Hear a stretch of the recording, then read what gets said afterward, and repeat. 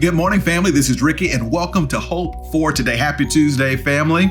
We are talking about obedience all this week at Hope for Today with the theme for the week, Obedience Matters. You want to be blessed by God? Be obedient to God. The whole reality that for the Christ follower is that we are followers of Christ, which necessitates the fact that God doesn't expect you to do what he wants you to do, to say what he wants you to say, to hold back what he wants you to hold back.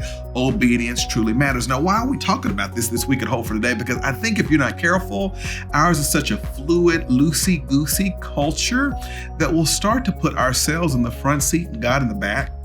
We'll start to put our way of doing things at the forefront and put God's way of doing things in the background.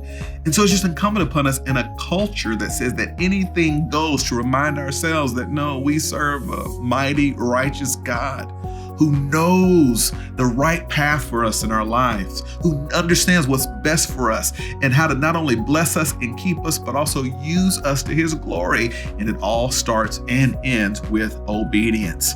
Yesterday, we talked about how obedience to God is better than sacrifice and praise to God.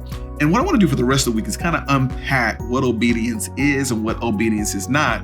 Because ours, y'all, is such a crazy culture that people start to redefine what God's word has established. And so it's important for us to really understand that. So I want to take us to James chapter 2 and verse 11.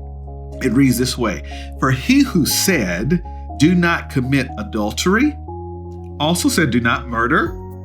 So if you do not commit adultery, but you murder, you are a lawbreaker." Now, I know that sounds like a ooh and a ouch because that's how James writes, okay?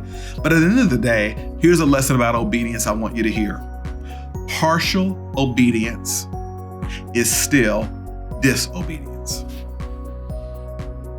I'm going to just let that simmer and I'm going to let it marinate, but I think it's important for you and I in our lives.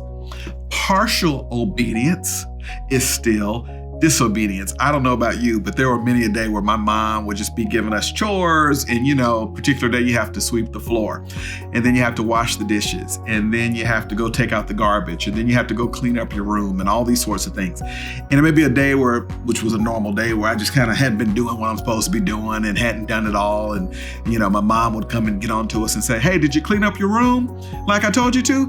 And I would say, "Mom, I didn't clean up my room, but I did knock out the dishes, and I did sweep the floor, and I did take out the garbage." And she would always look at me and say, "Baby, the whole thing is the main thing."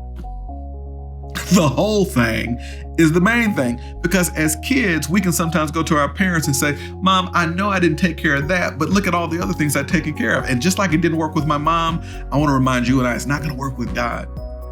God calls us to obey him wholly and fully. And on the other side of that is a blessing in our lives. I grew up in the Black church, and there's a lot of gospel music there. And we used to sing this old song. It went like this: "Lord, I'm running, trying to make 100, 99 and a half won't do. Lord, I'm running, trying to make 100, 99 and a half won't do." And we would sing that song because the whole idea is that God has called me to go the whole way, not just part of the way.